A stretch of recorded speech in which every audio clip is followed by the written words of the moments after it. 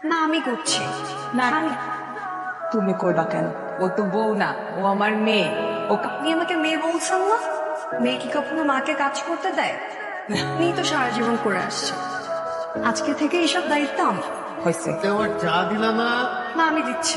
না, তুমি একটা কাজ করো, এটা নিয়ে রাফসানকে দাও। রাফসান সকালবেলা জুস খায়, আর আমি একটা কথা জিজ্ঞেস করি, জি বলেন।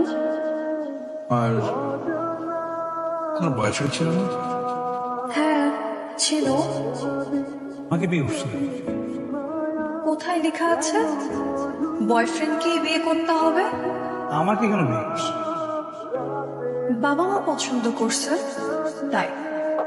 শুনে, পছন্দ জিনিসটা না আপেক্ষিক। জুসটা খেয়ে নাও, অফিসে লেট হয়ে যাচ্ছে।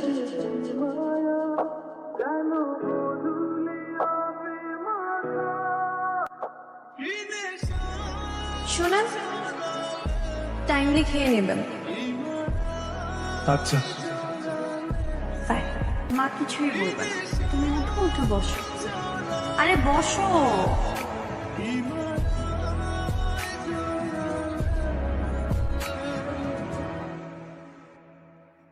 ভাবি, আরে আরে কি করতেছো? এই মানুষটা ভালো।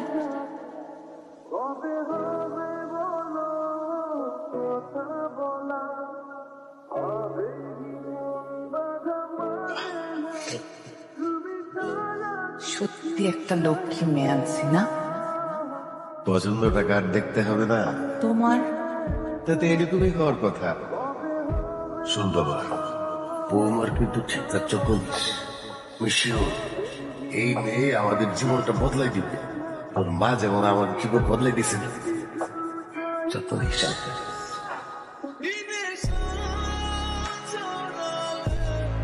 এই নেন, এটা আগে খান। এটা পায়েস। আপনি একটু খেয়ে দেখেন, আমার নিজের হাতে রান্না করা। শোনো, জি। আসো আসো, আসো না কেন, আসো। আসো তো ভালোই লাগে।